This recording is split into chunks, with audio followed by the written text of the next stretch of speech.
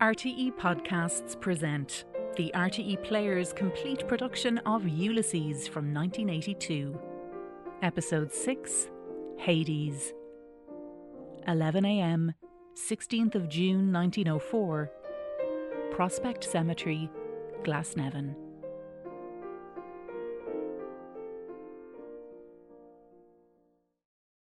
Martin Cunningham first poked his silk-hatted head into the creaking carriage, and entering deftly, seated himself. Mr. Power stepped in after him, curving his height with care. "Come on, Simon. After you," Mr. Bloom said. Mr. Dedalus covered himself quickly and got in, saying, Yes. Are we all here now? Martin Cunningham asked. Come along, Bloom. Mr. Bloom entered and sat in the vacant place. He pulled the door to after him and slammed it tight, till it shut tight. He passed an arm through the arm strap and looked seriously from the open carriage window at the lowered blinds of the avenue. One dragged aside, an old woman peeping, nose white flattened against the pane. Thanking her stars she was passed over. Extraordinary the interest they take in a corpse. Glad to see us go, we give them such trouble coming. Job seems to suit them. Hugger-mugger in corners, slop about in slipper-slappers for fear he'd wake, then getting it ready, laying it out. Molly and Mrs. Fleming making the bed. Pull it more to your side. Our winding sheet. Never know who will touch you, dead. Wash and shampoo. I believe they clip the nails and the hair. Keep a bit in an envelope. Grow all the same after. Unclean job. All waited. Nothing was said. Stowing in the wreaths, probably. I'm sitting on something hard. That soap in my hip pocket. Better shift it out of that. Wait for an opportunity. All waited. Then wheels were heard from the front, turning, then nearer, then horses' hoofs. A jolt. Their carriage began to move, creaking and swaying. Other hoofs and creaking wheels started behind. The blinds of the avenue passed, and number 9 with its craped knocker. Door ajar. At walking pace. They waited still, their knees jogging, till they had turned and were passing along the tram tracks. Tritonville Road. Quicker. The wheels rattled, rolling over the cobbled causeway, and the crazy glasses shook, rattling in the door frames. "What way is he taking us?" Mr. Power asked through both windows. Irish Town, Martin Cunningham said. Rings End, Brunswick Street. Mr. Dedalus nodded, looking out. That's a fine old custom. I am glad to see it has not died out. All watched a while through their windows, caps and hats lifted by passers. Respect. The carriage swerved from the tram track to the smoother road past Watery Lane. Mr. Bloom at gaze saw a lithe young man clad in mourning, a wide hat. "There's a friend of yours gone by, Dedalus." Who is that? "Your son and heir." Where is he? Mr. Dedalus said, stretching over across. The carriage, passing the open drains and mounds of ripped-up roadway before the tenement houses, lurched round the corner, and swerving back to the tram track, rolled on noisily with chattering wheels. Mr. Dedalus fell back, saying, Was that Mulligan cad with him? His Feeder-Psychates? "No, he was alone." Down with his Aunt Sally, I suppose. The Goulding faction. The drunken little Costraw and Chrissy. Papa's little lump of dung. The wise child that knows her own father. Mr. Bloom smiled joylessly on Rings End Road. Wallace Brothers, the Bottle Works. Dodder Bridge. Richie Goulding and the legal bag. Goulding, Collis and Ward, he calls the firm. His jokes are getting a bit damp. Great card he was, waltzing in Stamer Street with Ignatius Gallagher on a Sunday morning, the landlady's 2 hats pinned on his head. Out on the rampage all night. Beginning to tell on him now. That backache of his, I fear. Wife ironing his back. Thinks he'll cure it with pills. All breadcrumbs they are, about 600% profit. He's in with a low-down crowd. Mr. Dedalus snarled. That Mulligan is a contaminated, bloody, double-dyed ruffian by all accounts. His name stinks all over Dublin. But with the help of God and his blessed mother, I'll make it my business to write a letter one of those days to his mother or his aunt, or whatever she is that will open her eye as wide as a gate. I'll tickle his catastrophe, believe you me. He cried above the clatter of the wheels. I won't have her bastard of a nephew rowing my son, a counter-jumper son, selling tapes in my cousin Peter Paul McSweeney's not likely. He ceased.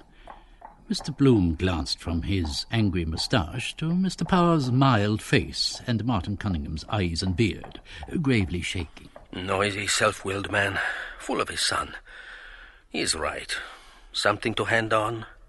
If little Rudy had lived, see him grow up, hear his voice in the house, walking beside Molly in an Eton suit. My son, me in his eyes. Strange feeling it would be. From me. Just a chance. Must have been that morning in Raymond Terrace. She was at the window, watching the two dogs at it by the wall of the Cease to Do Evil, and the sergeant grinning up. She had that cream gown on with the rip she never stitched. Give us a touch, Paul. God, I'm dying for it. How life begins.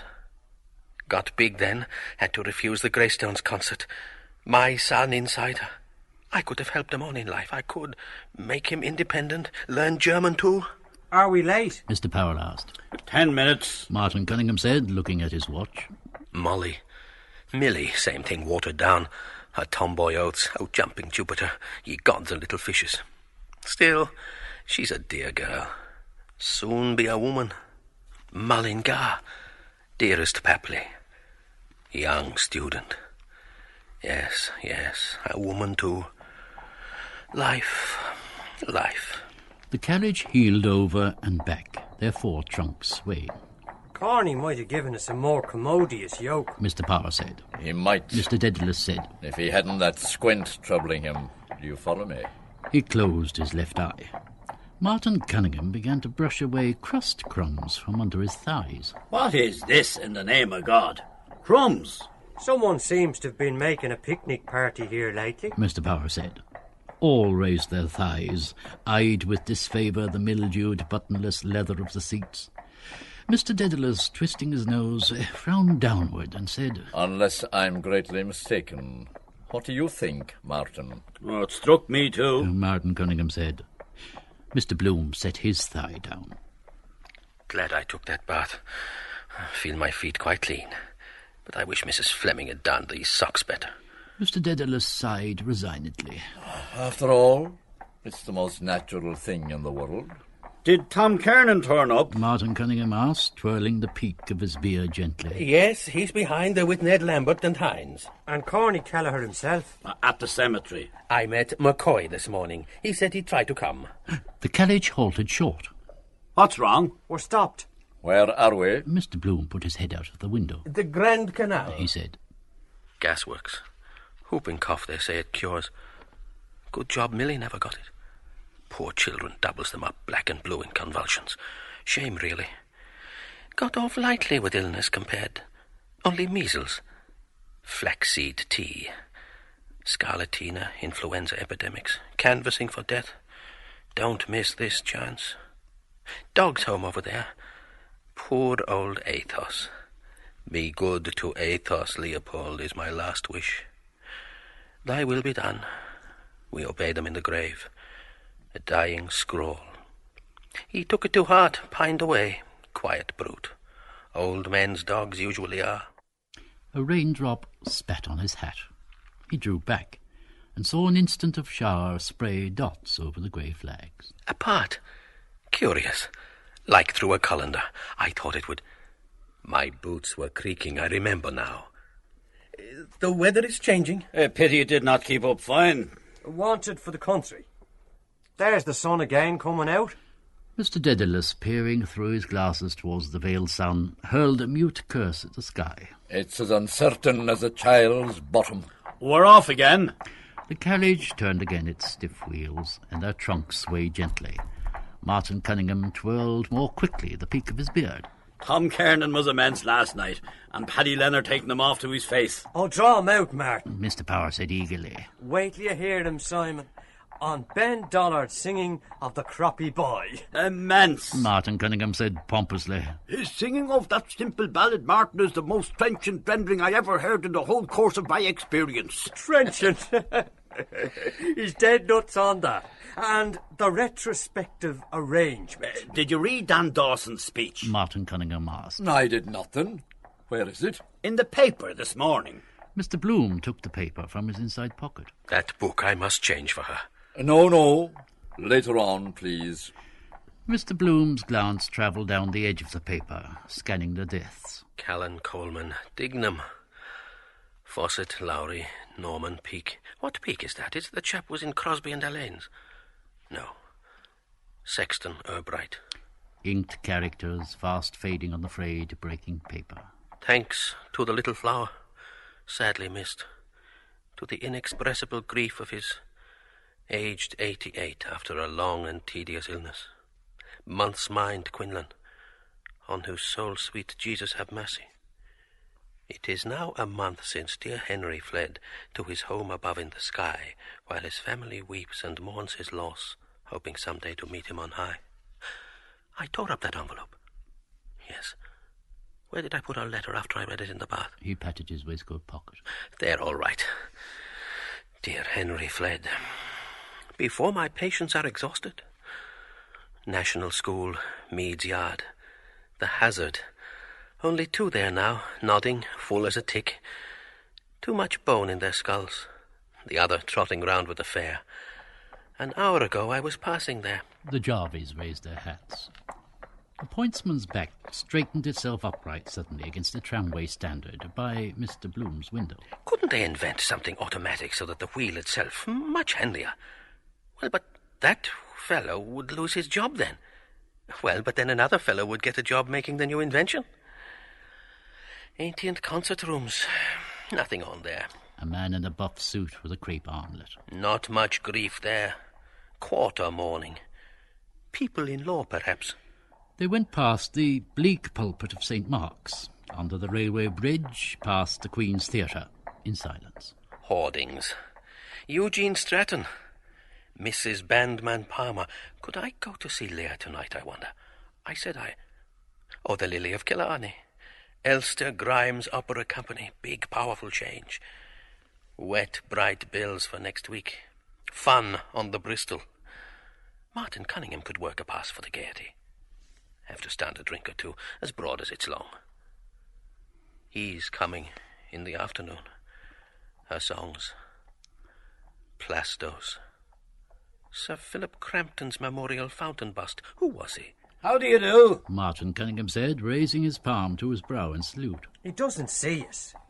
Yes, he does. How do you do? Who? Blaze is boiling. There he is, airing his quiff. Just that moment I was thinking. Mr. Dedalus bent across to salute. From the door of the Red Bank, the white disk of a straw hat flashed reply. Past. Mr. Bloom reviewed the nails of his left hand, then those of his right hand. The nails, yes. Is there anything more in him that she sees? Fascination. Worst man in Dublin, that keeps him alive. They sometimes feel what a person is, instinct. But a type like that. My nails, I'm just looking at them. Well paired. And after, thinking alone. Body getting a bit softy. I would notice that from remembering. What causes that, I suppose the skin can't contract quickly enough when the flesh falls off. But the shape is there. The shape is there still. Shoulders, hips, plump. Night of the dance dressing. Shift stuck between the cheeks behind. He clasped his hands between his knees and, satisfied, sent his vacant glance over their faces. Mr. Power asked, How is the concert tour getting on, Bloom? Oh, very well. I hear great accounts of it. It's a good idea, you see. Are you going yourself? Well, no. In point of fact, I have to go down to the County Clare on some private business. You see, the idea is to tour the chief towns. What you lose on one, you can make up on the other. Quite so. Mary Anderson is up there now. Have you good artists? Louis Werner is touring her. Oh, yes, we'll have all top nobbers, J.C. Doyle and John McCormick, I hope, and the best, in fact. And Madame? Mr. Power said, smiling. Last but not least. Mr. Bloom unclasped his hands in a gesture of soft politeness and clasped them. Smith O'Brien. Someone has laid a bunch of flowers there. Woman. Must be his death day. For many happy returns.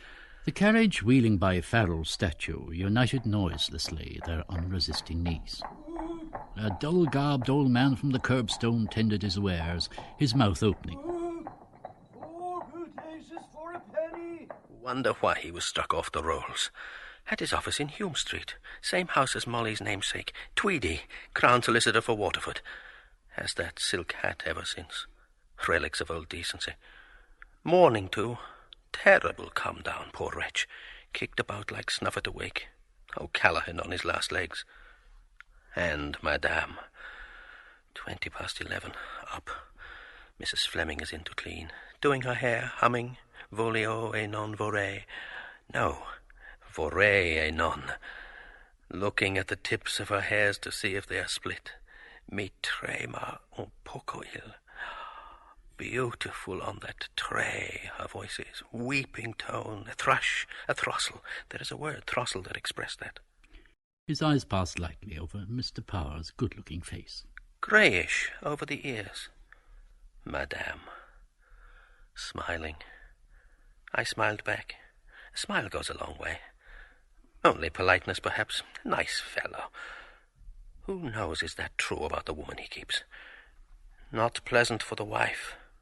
Yet they say, who was it told me, there is no carnal. You would imagine that would get played out pretty quick. Yes, it was Crofton met him one evening, bringing her a pound of rump steak. What is this she was? Barmaid in juries, or the Moira, was it? They passed under the huge cloaked Liberator's form. Martin Cunningham nudged Mr. Power. Of the tribe of Reuben, he said. A tall, black-bearded figure, bent on a stick, stumping round the corner of Elvery's elephant house, showed them a curved hand open on his spine. In all his pristine beauty, Mr. Power said. Mr. Dedalus looked after the stumping figure and said mildly, The devil break the hasp of your back. Mr. Power, collapsing in laughter, shaded his face from the window as the carriage passed Gray's statue. We have all been there. Martin Cunningham said broadly.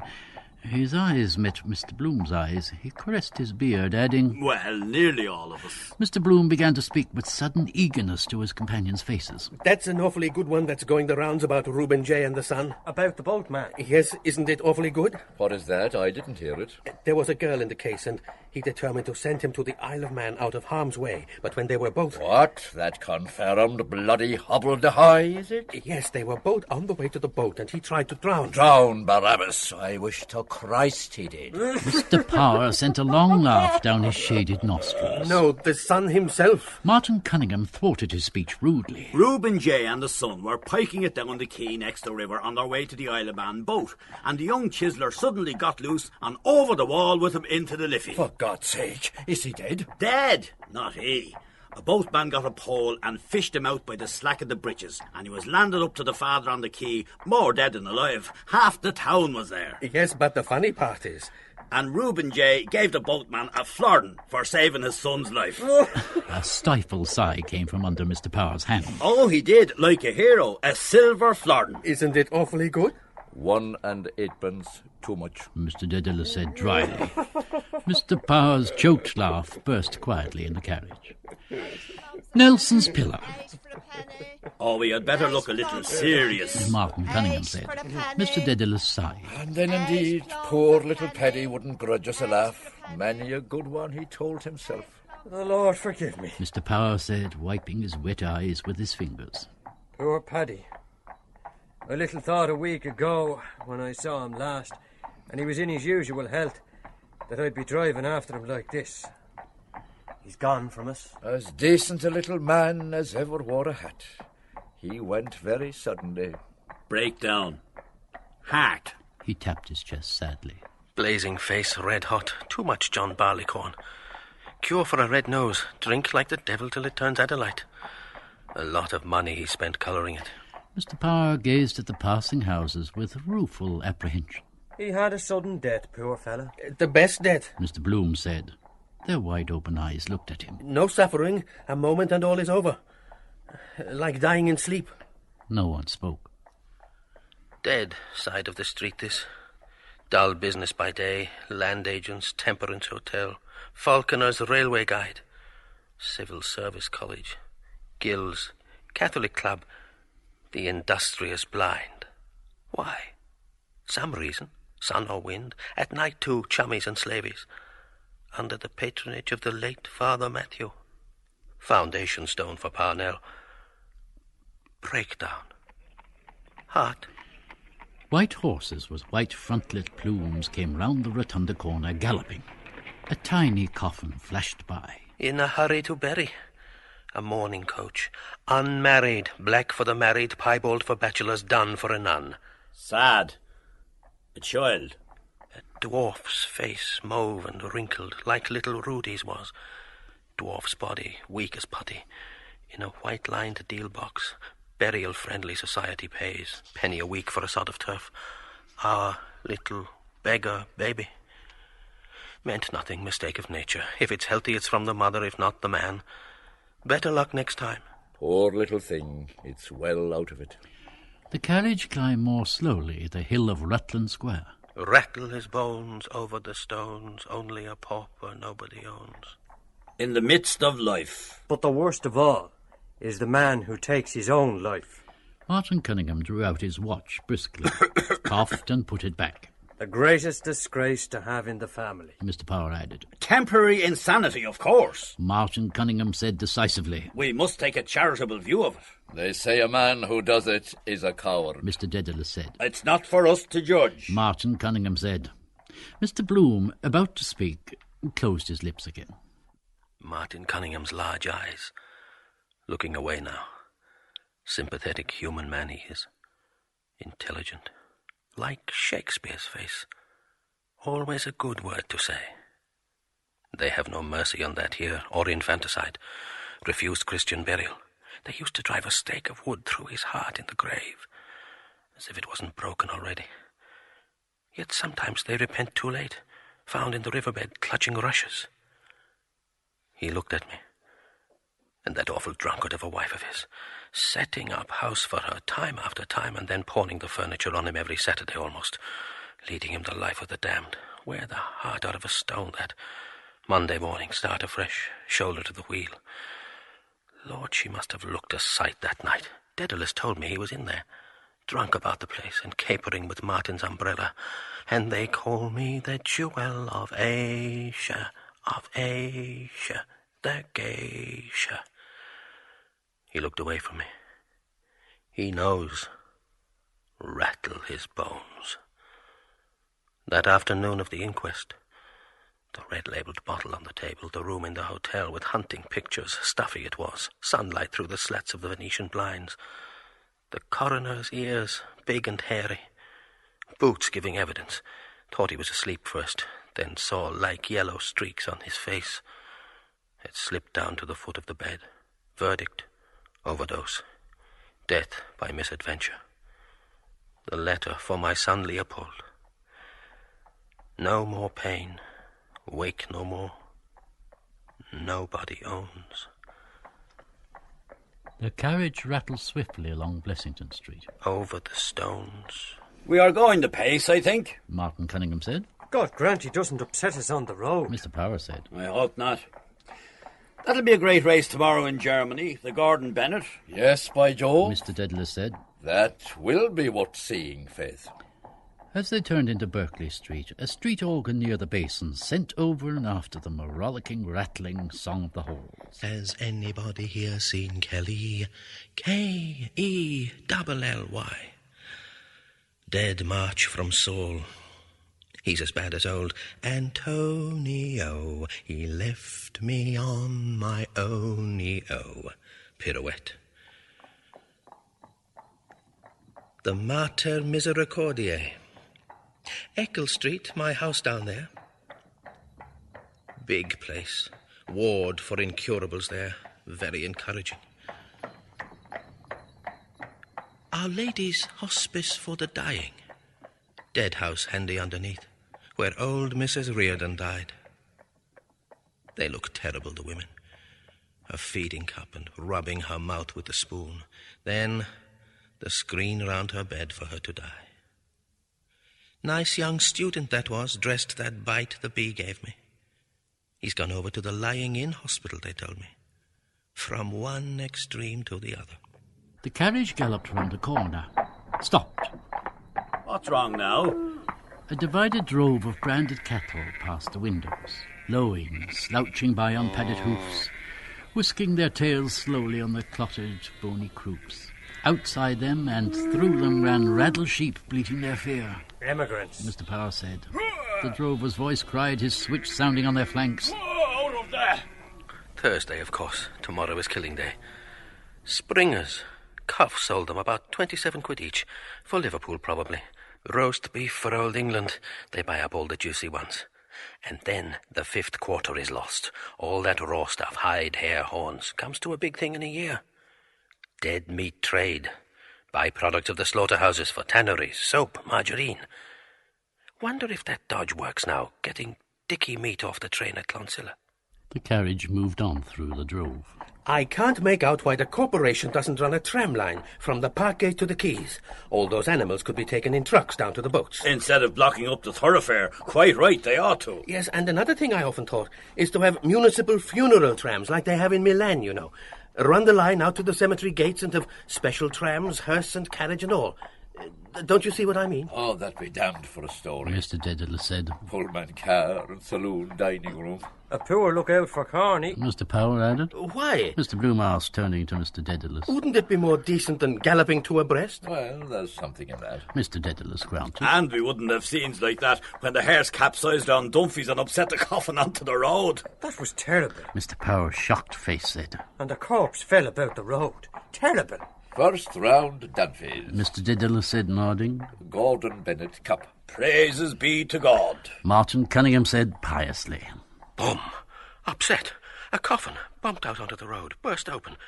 Paddy Dignam shot out and rolling over stiff in the dust in a brown habit too large for him. Red face. Grey now. Mouth fallen open, asking, what's up now? Quite right to close it. Looks horrid open. Then the insides decompose quickly. Much better to close up all the orifices. Yes, also with wax. The sphincter loose. Seal up all.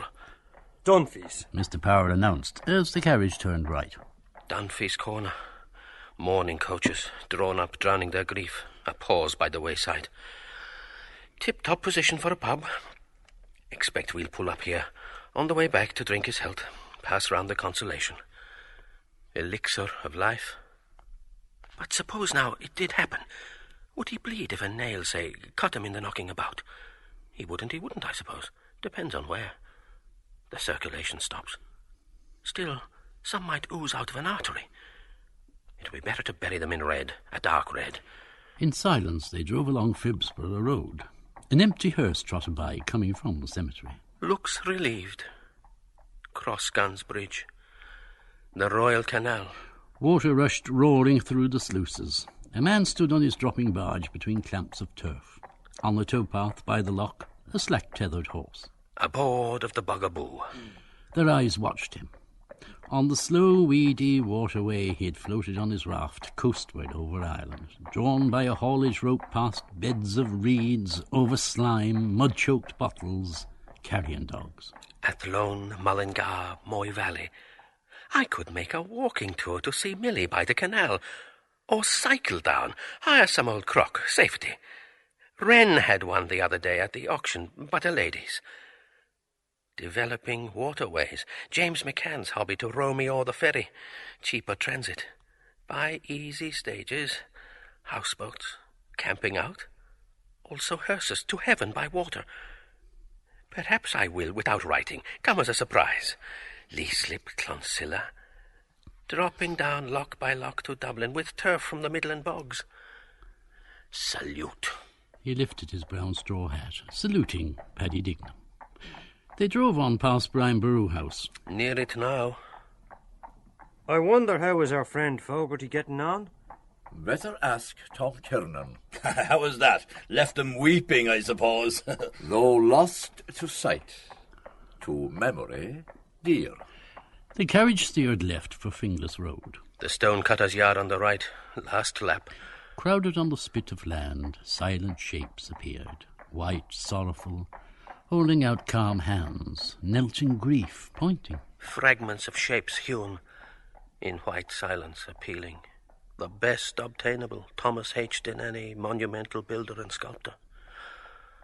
Past. On the curbstone before Jimmy Geary, the sexton's, an old tramp sat, grumbling. emptying the dirt and stones out of his huge, dust-brown, yawning boot. After life's journey. Gloomy gardens then went by, one by one. Gloomy houses. Mr. Power pointed. That is where Childs was murdered. The last house. So it is. Mr. Dedalus said. A gruesome case. The same old Bush got him off. Murdered his brother, or so they said. The Crown had no evidence. Only circumstantial. That's the maxim of the law. Better for 99 guilty to escape than for one innocent person to be wrongfully condemned. They looked. Murderer's ground. It passed darkly. Shuttered, tenantless, unweeded garden. Whole place gone to hell. Wrongfully condemned. Murder. The murderer's image in the eye of the murdered. They love reading about it. Man's head found in the garden. Her clothing consisted of. How she met her death. Recent outrage. The weapon used. Murderer still at large. Clues, a shoelace. The body to be exhumed. Murder will out. Cramped in this carriage. She mightn't like me to come that way without letting her know. Must be careful about women. Catch them once with their pants down. Never forgive you after. 15. The high railings of prospects rippled past their gaze. Dark poplars, rare white forms more frequent. White shapes thronged amid the trees, white forms and fragments streaming by mutely, sustaining vain gestures on the air. The filly harshed against the curbstone, stopped. Martin Cunningham put out his arm and, wrenching back the handle, shoved the door open with his knee. He stepped out. Mr. Power and Mr. Dedalus followed. Change that soap now. Mr. Bloom's hand unbuttoned his hip pocket swiftly and transferred the paper-stuck soap to his inner handkerchief pocket. He stepped out of the carriage, replacing the newspaper his other hand still held. Paltry funeral, coach and 3 carriages. It's all the same. Pallbearers, gold reins, requiem mass, firing a volley, pomp of death. Beyond the hind carriage, a hawker stood by his barrow of cakes and fruit. Simnel cakes those are, stuck together. Cakes for the dead. Dog biscuits. Who ate them? Mourners coming out. He followed his companions. Mr. Kernan and Ned Lambert followed, Hynes walking after them. Corny Kelleher stood by the opened hearse and took out the 2 wreaths. He handed one to the boy. Where is that child's funeral disappeared to? A team of horses passed from Finglas with toiling, plodding tread, dragging through the funereal silence a creaking wagon on which lay a granite block. The wagoner marching at their head saluted. Coffin now. Got here before us, dead as he is. Horse looking round at it with his plume skew-wise. Dull eye. Collar. Tight on his neck. Pressing on a blood vessel or something.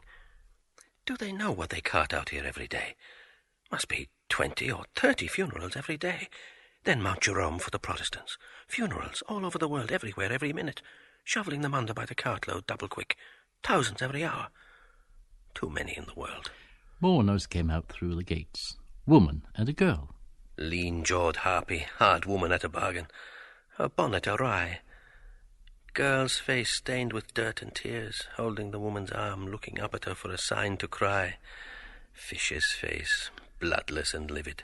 The mutes shouldered the coffin and bore it in through the gates. So much dead weight. Felt heavier myself stepping out of that bath. First the stiff, then the friends of the stiff. Corny Kelleher and the boy followed with their wreaths. Who is that beside them? The brother-in-law. All walked after. Martin Cunningham whispered. I was in mortal agony with you talking of suicide before Bloom. What? Mr. Power whispered. How so? His father poisoned himself. Had the Queen's Hotel in Ennis. You heard him say he was going to Clare. Anniversary. Oh, God. First I heard of it. Poisoned himself. He glanced behind him to where a face with dark, thinking eyes followed towards the Cardinal's mausoleum. Speaking. Was he insured? Mr. Bloom asked. I believe so. Mr. Kernan answered. But the policy was heavily mortgaged. Martin is trying to get the youngster into our town. How many children did he leave? 5. Ned Lambert says he'll try to get one of the girdles into Todd's. A sad case. Mr. Bloom said gently. 5 young children. A great blow to the poor wife. Mr. Kernan added. Indeed, yes. Mr. Bloom agreed. Has the laugh at him now? He looked down at the boots he had blacked and polished. She had outlived him, lost her husband. More dead for her than for me. One must outlive the other, wise men say. There are more women than men in the world. Condole with her, your terrible loss. I hope you'll soon follow him. For Hindu widows only. She would marry another. Him? No. Yet who knows after? Widowhood, not the thing since the old queen died. Drawn on a gun carriage. Victoria and Albert, Frogmore Memorial mourning. But in the end she put a few violets in her bonnet, vain in her heart of hearts. All for a shadow. Consort, not even a king. Her son was the substance. Something new to hope for, not like the past she wanted back, waiting. It never comes. One must go first, alone under the ground, and lie no more in her warm bed. How are you, Simon? Ned Lambert said softly, clasping hands. Haven't seen you for a month of Sundays. Never better. How are all in Cork's own town? I was down there for the Cork Park races on Easter Monday. Same old 6 and 8pence. Stopped with Dick Tivy. And how is Dick, the solid man? Nothing between himself and heaven. Ned Lambert answered. By the holy Paul. Mr. Dedalus said in subdued wonder. Dick Tivy bald? Martin is going to get up a whip for the youngsters. Ned Lambert said, pointing ahead. A few bob a skull, just to keep them going till the insurance is cleared up. Yes. Mr. Dedalus said dubiously. Is that the eldest boy in front? Yes, with the wife's brother. John Henry Menton is behind. He put down his name for a quid. I'll engage he did. I often told poor Paddy he ought to mind that job. John Henry's not the worst in the world. How did he lose it? Liquor what? Many a good man's fault. Mr. Dedalus said with a sigh. They halted about the door of the mortuary chapel. Mr. Bloom stood behind the boy with the wreath, looking down at his sleek combed hair and the slender furrowed neck inside his brand-new collar. Poor boy. Was he there when the father... Both unconscious. Lighten up at the last moment and recognise for the last time all he might have done. I owe 3 shillings to O'Grady. Would he understand? The mutes bore the coffin into the chapel. Which end is his head? After a moment he followed the others in, blinking in the screened light. The coffin lay on its bier before the chancel, 4 tall yellow candles at its corners. Always in front of us. Corny Kelleher, laying a wreath at each 4 corner, beckoned to the boy to kneel. The mourners knelt here and there in praying desks. Mr. Bloom stood behind near the font, and when all had knelt, dropped carefully his unfolded newspaper from his pocket and knelt his right knee upon it. He fitted his black hat gently on his left knee and, holding its brim, bent over piously. A server bearing a brass bucket with something in it came out through a door. A white-smocked priest came after him, tidying his stole with one hand, balancing with the other a little book against his toad's belly. Who'll read the book? I, said the rook. They halted by the bier, and the priest began to read out of his book with a fluent croak. Father Coffey. I knew his name was like a coffin. Bully about the muzzle he looks. Bosses the show. Muscular Christian. Woe betide anyone that looks crooked at him. Priest, thou art Peter. Burst sideways like a sheep in clover, Dedalus says he will. With a belly on him like a poisoned pup. Most amusing expressions that man finds. Burst sideways. Makes them feel more important to be prayed over in Latin. Requiem Mass, crepe weepers, black-edged notepaper, your name on the altar list. Chilly place, this. Want to feed well, sitting in there all the morning in the gloom, kicking his heels, waiting for the next please. Eyes of a toad, too. What swells him up that way? Molly gets swelled after cabbage. Air of the place, maybe. Looks full up of bad gas. Must be an infernal lot of bad gas around the place. Butchers, for instance. They get like raw beefsteaks. Who was telling me? Mervyn Brown, down in the vaults of St. Werburgh's. Lovely old organ, 150. They have to bore a hole in the coffin sometimes to let out the bad gas and burn it. Out it rushes, blue. One whiff of that, you're a goner. My kneecap is hurting me. Oh, that's better. The priest took a stick with a knob at the end of it out of the boy's bucket and shook it over the coffin. Then he walked to the other end and shook it again. Then he came back and put it back in the bucket. As you were before you rested. It's all written down. He has to do it. The server piped the answers in the treble. I often thought it would be better to have boy servants, up to 15 or so. After that, of course. Holy water that was, I expect. Shaking the sleep out of it. He must be fed up with that job, shaking that thing over all the corpses they trot up. What harm if he could see what he was shaking it over? Every mortal day a fresh batch. Middle-aged men, old women, children, women dead in childbirth, men with beards, bald-headed businessmen, consumptive girls with little sparrow's breasts.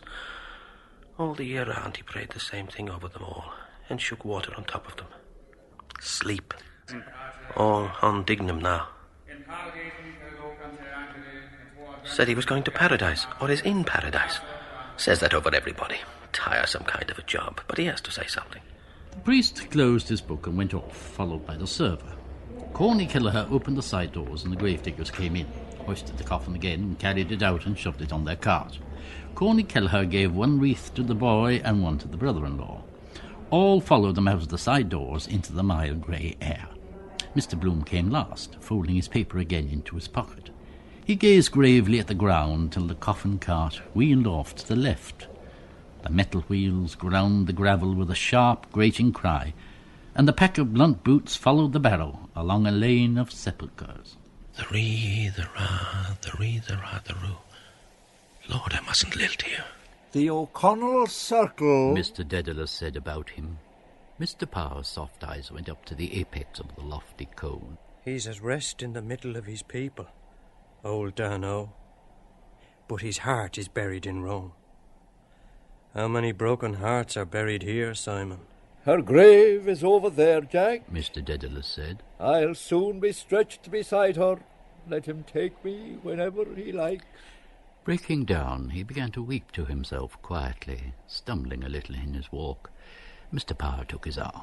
She's better where she is, he said kindly. I suppose so. Mr. Dedalus said with a weak gasp. I suppose she is in heaven, if there is a heaven. Corny Kelleher stepped aside from his rank and allowed the mourners to plod by. Sad occasions. Mr. Kernan began politely. Mr. Bloom closed his eyes and sadly twice bowed his head. The others are putting on their hats, Mr. Kernan said. I suppose we can do so too. We're the last. This cemetery is a treacherous place. They covered their heads. The reverend gentleman read the service too quickly, don't you think? Mr. Kernan said with reproof. Mr. Bloom nodded gravely, looking in the quick, bloodshot eyes. Secret eyes, secret searching eyes. Mason, I think, not sure. Beside him again. We're the last in the same boat. Hope he'll say something else. Mr. Kernan added, The service of the Irish Church used in Mount Jerome is simpler, more impressive, I must say. Mr. Bloom gave prudent assent. The language, of course, was another thing. Mr. Kernan said with solemnity, I am the resurrection and the life. That touches a man's inmost heart. It does, Mr. Bloom said. Your heart, perhaps. But what price the fellow in the 6 feet by 2 with his toes to the daisies? No touching that. Seat of the affections. Broken heart. A pump, after all, pumping thousands of gallons of blood every day. One fine day it gets bunged up and there you are. Lots of them lying around here. Lungs, hearts, livers. Old rusty pumps, damn the thing else. The resurrection and the life. Once you are dead, you are dead. That last day idea, knocking them all up out of their graves. Come forth, Lazarus. And he came fifth and lost the job. Get up, last day. And every fellow mousing around for his liver and his lights and the rest of his traps. Fine damn all of himself that morning. Pennyweight of powder in the skull. 12 grams, 1 pennyweight. Troy measure. Corny Kelleher fell into step at their side. Everything went off A1, what? He looked on them from his drolling eye. Policeman's shoulders, with your touraloom, touraloom. As it should be, Mr. Kernan said. What, eh? Corny Kelleher said. Mr. Kernan assured him. Who is that chap behind with Tom Kernan? John Henry Menton asked. I know his face. Ned Lambert glanced back. Bloom, he said. Madam Marion Tweedy, that was, the soprano. She's his wife. Oh, to be sure. John Henry Menton said. I haven't seen her for some time. She was a fine-looking woman. I danced with her, 15, 17 golden years ago at Matt Dillon's in Round Town. And a good armful she was. He looked behind through the others. What is he asked. What does he do? Wasn't he in the stationery line? I fell foul of him one evening, I remember, at Bowles. Ned Lambert smiled. Yes, he was, he said. In Wisdom Healy's, a traveller for blotting paper. In God's name, John Henry Menton said. What did she marry a coon like that for? She had plenty of game in her then. Has still? Ned Lambert said. He does some canvassing for ads. John Henry Menton's large eyes stared ahead. The barrow turned into a side lane. A portly man, ambushed among the grasses, raised his hat in homage. The grave diggers touched their caps. John O'Connell, Mr. Power said, pleased. He never forgets a friend. Mr. O'Connell shook all their hands in silence. Mr. Dedalus said, I am come to pay you another visit. My dear Simon, the caretaker answered in a low voice. I don't want your custom at all. Saluting Ned Lambert and John Henry Menton, he walked on at Martin Cunningham's side, puzzling two keys at his back. Did you hear that one? He asked them. About Mulcahy from the Coombe. I did not, Martin Cunningham said. They bent their silk hats in concert, and Hynes inclined his ear. The caretaker hung his thumbs in the loops of his gold watch chain and spoke in a discreet tone to their vacant smiles. They tell the story, he said, that two drunks came out here one foggy evening to look for the grave of a friend of theirs. They asked for Mulcahy from the Coombe and were told where he was buried.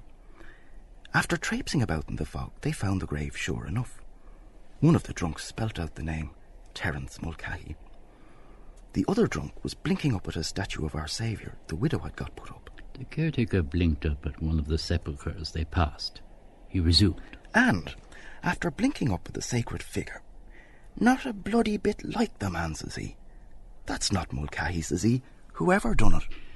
Rewarded by smiles, he fell back and spoke with Corny Kelleher, accepting the dockets given him, turning them over and scanning them as he walked. That's all done with a purpose, Martin Cunningham explained to Hynes. I know. Hynes said. I know that. To cheer a fellow up, Martin Cunningham said. It's pure good-heartedness, damn the thing else. Mr. Bloom admired the caretaker's prosperous bulk. All want to be on good terms with him. Decent fellow, John O'Connell, real good sort. Keys. Like Keys had. No fear of anyone getting out, no pass-out checks. Habeat corpus. I must see about that ad after the funeral. Did I write Ball's Bridge on the envelope I took to cover when she disturbed me writing to Martha? Hope it's not chucked in the dead letter office. Be the better of a shave. Grey sprouting beard. That's the first sign when the hairs come out grey and temper getting cross. Silver threads among the grey. Fancy being his wife. Wonder how he had the gumption to propose to any girl. Come out and live in the graveyard. Dangle that before her. It might thrill her first. Courting death.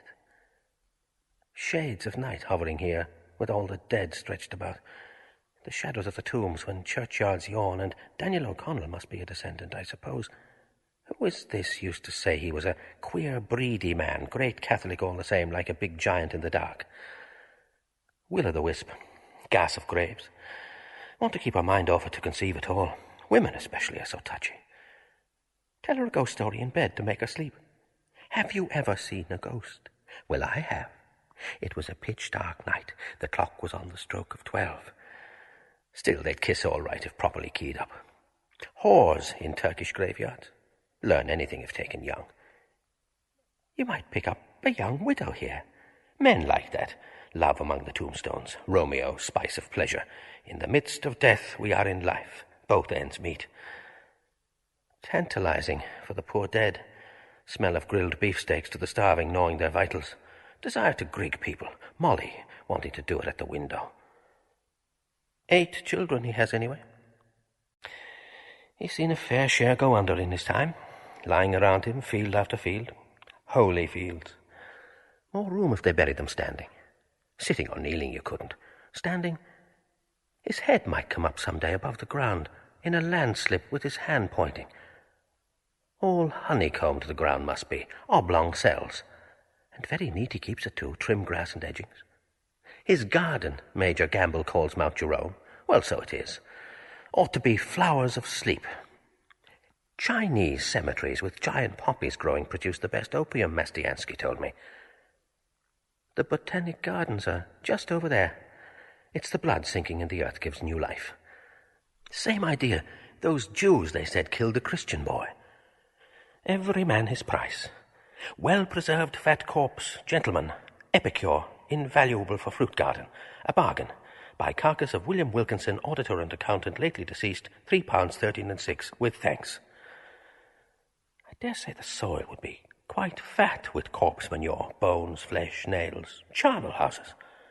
Dreadful, turning green and pink, decomposing. Rot quick in damp earth. The lean old ones, tougher.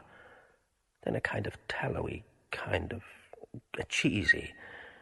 Then begin to get black, treacle oozing out of them. Then dried up, death moths. Of course the cells, or whatever they are, go on living. Changing about. Live forever, practically. Nothing to feed on themselves. But they must breed a devil of a lot of maggots. Soil must be simply swirling with them. Your head, it simply swirls. Those pretty little seaside girls. He looks cheerful enough over it. Gives him a sense of power, seeing all the others go under first. Wonder how he looks at life. Cracking his jokes, too, warms the cockles of his heart. The one about the bulletin. Spurgeon went to heaven 4 a.m. this morning. 11 p.m. closing time, not arrived yet. Peter. The dead themselves, the men anyhow, would like to hear an odd joke, or the women to know what's in fashion. A juicy pear or lady's punch, hot, strong, and sweet, keep out the damp.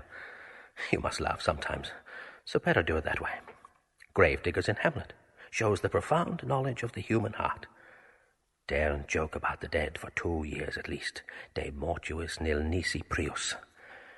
Go out of mourning first. Hard to imagine his funeral. Seems a sort of a joke. Read your own obituary notice, they say. You live longer. Gives you a second wind. New lease of life. How many have you for tomorrow? The caretaker asked. 2. Corny Kelleher said. 10:30 and 11. The caretaker put the papers in his pocket. The barrow had ceased to trundle.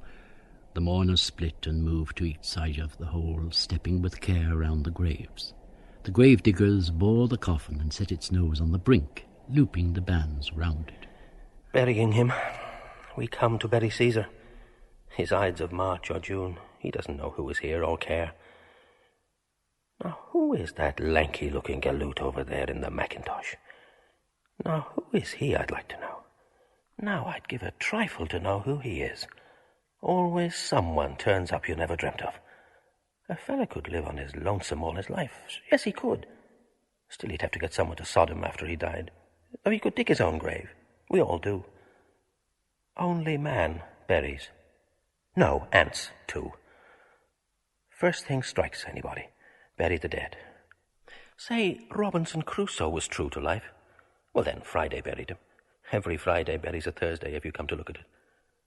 Oh, poor Robinson Crusoe, how could you possibly do so? Poor Dignam. His last lie on the earth in his box. When you think of them all, it does seem a waste of wood, all gnawed through. They could invent a handsome bier with a kind of panel sliding, let it down that way. Aye, but they might object to be buried out of another fellow's.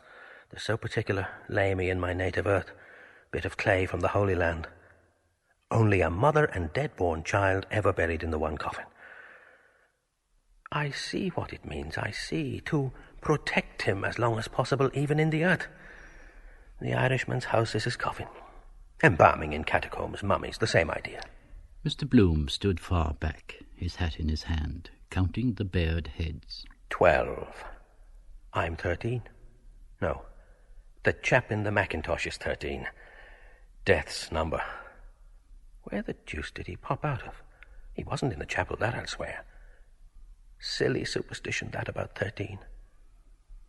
Nice soft tweed Ned Lambert has in that suit. Tinge of purple. I had one like that when we lived in Lombard Street West. Dressy fellow he was once. He used to change 3 suits in the day. Must get that grey suit of mine turned by Messier's.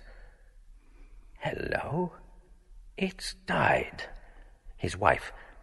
I forgot he's not married, or his landlady ought to have picked out those threads for him. The coffin dived out of sight. eased down by the men straddled on the grave trestles. They struggled up and out, and all uncovered. 20. Pause.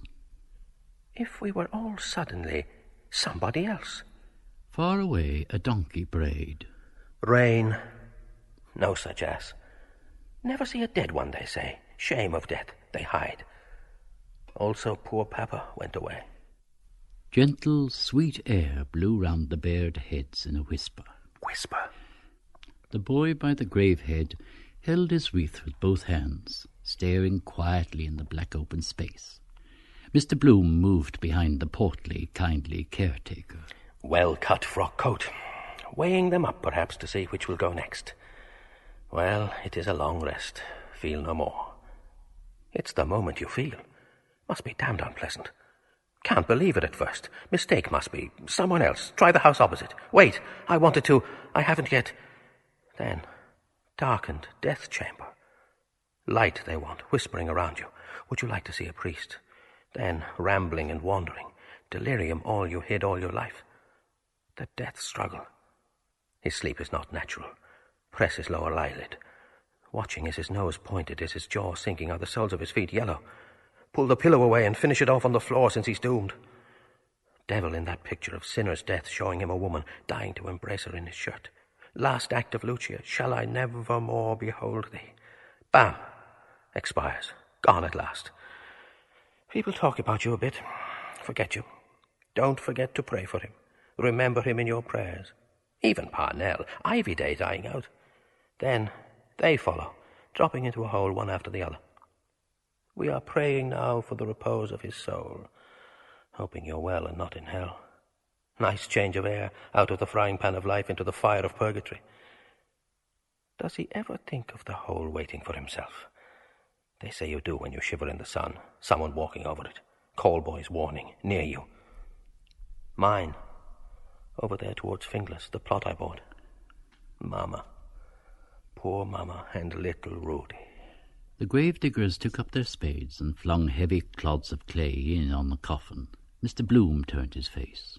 And if he was alive all the time, whew, by jingo, that would be awful. No, he is dead, of course. Of course he is dead. Monday he died. They ought to have some law to pierce the heart and make sure, or an electric clock or a telephone in the coffin and some kind of a canvas air hole, flag of distress. 3 days. Rather long to keep them in summer. Just as well to get shot at them, as soon as you're sure there's no... The clay fell softer. Begin to be forgotten. Out of sight, out of mind. The caretaker moved away a few paces and put on his hat. Had enough of it. The mourners took heart of grace, one by one, covering themselves without show. Mr. Bloom put on his hat and saw the portly figure make its way deftly through the maze of graves. Quietly, sure of his ground, he traversed the dismal fields. Hynes, jotting down something in his notebook. Ah, the names. But he knows them all. No. Coming to me. I'm just taking the names. Hynes said below his breath. What's your Christian name? I'm not sure. L. Leopold. And you might put down McCoy's name too, he asked me to. Charlie. Hynes said, writing. I know, he was on the Freeman once. So he was before he got the job in the morgue under Louis Byrne. Good idea, a post-mortem for doctors. Find out what they imagine they know. He died of a Tuesday, got the run, levanted with the cash of a few ads. Charlie, you're me darling. That was why he asked me to. Oh, well, does no harm. I saw to that, McCoy. Thanks, old chap. Much obliged. Leave him under an obligation. Costs nothing. And tell us... Hynes said. Do you know that fellow was over there in the... He looked around. Mackintosh? Yes, I saw him. Mr. Bloom said. Where is he now? Mackintosh. Hynes said, scribbling. I don't know who he is. Is that his name? He moved away, looking about him. No. Mr. Bloom began, turning and stopping. I say, Hynes. Didn't hear. What? Where has he disappeared to? Not a sign. Well, of all the... Has anybody here seen K-E-double-L become invisible? Good Lord, what became of him? A seventh gravedigger came beside Mr. Bloom to take up an idle spade. Oh, excuse me. He stepped aside nimbly. Clay, brown, damp began to be seen in the hole. It rose. Nearly over. A mound of damp clods rose more, and the gravediggers rested their spades, all uncovered again for a few instants. The boy propped his wreath against a corner, the brother-in-law his on a lump. The gravediggers put on their caps and carried their earthy spades towards the barrow, then knocked the blades lightly on the turf, clean. One bent to pluck from the haft a long tuft of grass. One, leaving his mates, walked slowly on, with shouldered weapon, its blade blue-glancing. Silently at the grave-head another coiled the coffin-band. His navel cord. The brother-in-law, turning away, placed something in his free hand. Thanks, in silence. Sorry, sir. Trouble. Head shake. I know that. For yourselves, just. The mourners moved away slowly, without aim, by devious paths, staying a while to read a name on a tomb. Let us go round by the chief's grave, Hynes said. We have time. Let us, Mr. Power said. They turned to the right, following their slow thoughts. With awe, Mr. Power's blank voice spoke. Some say he's not in that grave at all, that the coffin was filled with stones, that one day he will come again. Hynes shook his head. Pa, Nell will never come again. He's there, all that was mortal of him. Peace to his ashes. Mr. Bloom walked unheeded along his grove by saddened angels, crosses, broken pillars, family vaults, stone hopes praying with upcast eyes, old Ireland's hearts and hands. More sensible to spend the money on some charity for the living. Pray for the repose of the soul of... Does anybody really? Plant him and have done with him, like down a coal chute. Then lump them all together to save time, All Souls' Day. 27th, I'll be at his grave. 10 shillings for the gardener, he keeps it free of weeds. Old man himself, bent down double, with his shears clipping, near death's door. Who passed away, who departed this life, as if they did it of their own accord. Got the shove, all of them. Who kicked the bucket? More interesting if they told you what they were. So-and-so, wheelwright. I travelled for Cork Lino. I paid 5 shillings in the pound. Or a woman's with her saucepan. I cooked good Irish stew.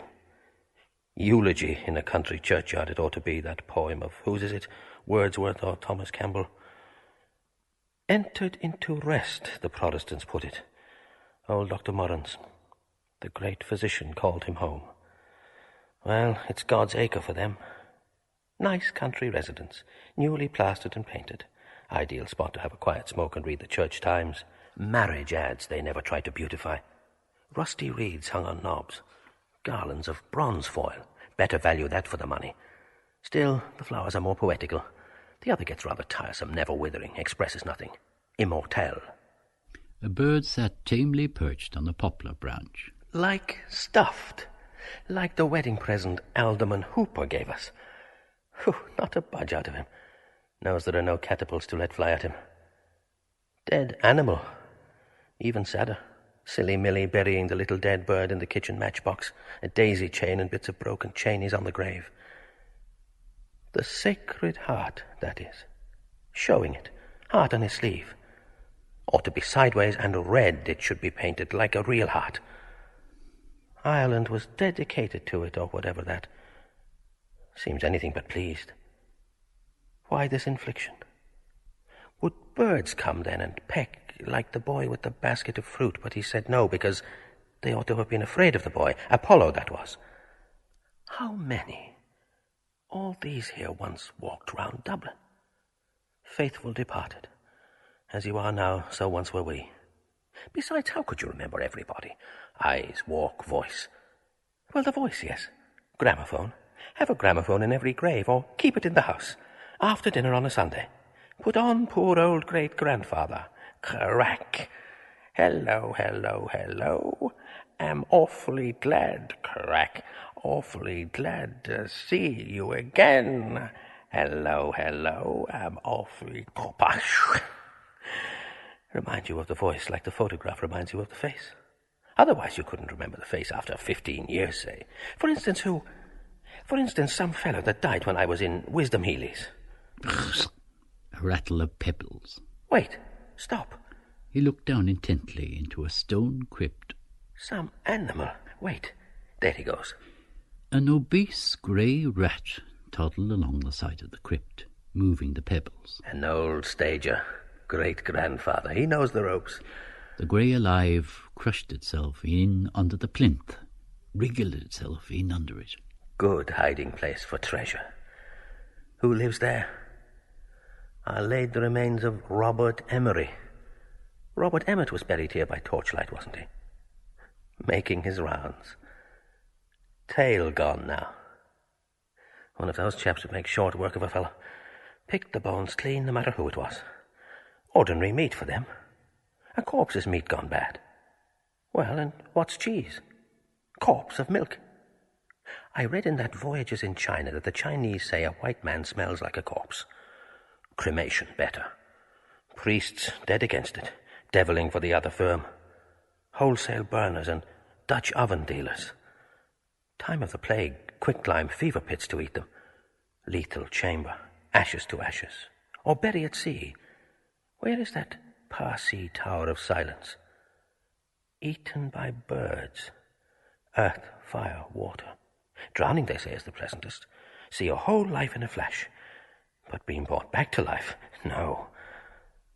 Can't bury in the air, however. Out of a flying machine.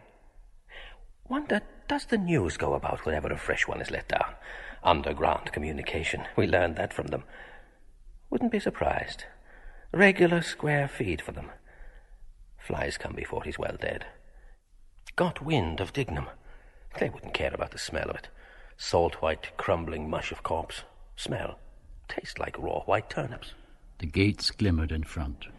Still open. Back to the world again. Enough of this place. Brings you a bit nearer every time. Last time I was here was Mrs. Sinico's funeral. Poor Papa, too. The love that kills. And even scraping up the earth at night with a lantern, like that case I read of, to get at fresh buried females, or even putrefied with running grave saws. Give you the creeps after a bit. I will appear to you after death. You will see my ghost after death. My ghost will haunt you after death. There's another world after death named Hell. I do not like that other world, she wrote. No more do I. Plenty to see and hear and feel yet. Feel live, warm beings near you. Let them sleep in their maggoty beds. They're not going to get me this innings. Warm beds. Warm, full-blooded life. Martin Cunningham emerged from a side path, talking gravely. Solicitor, I think. I know his face. Menton. John Henry, solicitor, commissioner for oaths and affidavits. Dignam used to be in his office. Matt Dillon's long ago. Jolly Matt. Convivial evenings. Cold fowl, cigars, the Tantalus glasses. Heart of gold, really. Yes, Menton. Got his rag out that evening on the bowling green because I sailed inside him. Pure fluke of mine. The bias. Why he took such a rooted dislike to me. Hate at first sight. Molly and Floey Dillon linked under the lilac tree laughing. Fellow always like that. Mortified if women are by. Got a dinge in the side of his hat. Carriage, probably. Excuse me, sir. Mr. Bloom said beside them. They stopped. Your hat is a little crushed, Mr. Bloom said, pointing. John Henry Menton stared at him for an instant without moving. There! Martin Cunningham helped, pointing also. John Henry Menton took off his hat, bulged out the dinge, and smoothed the nap with care on his coat sleeve. He clapped the hat on his head again. It's all right now, Martin Cunningham said. John Henry Menton jerked his head down in acknowledgement. Thank you, he said shortly. They walked on towards the gates, Mr. Bloom chapfallen through behind a few paces so as not to overhear. Martin, laying down the law. Martin could wind a seppi head like that round his little finger without his seeing it. Oyster eyes. Never mind. Be sorry after, perhaps, when it dawns on him. Get the pull over him that way. Thank you. How grand we are this morning.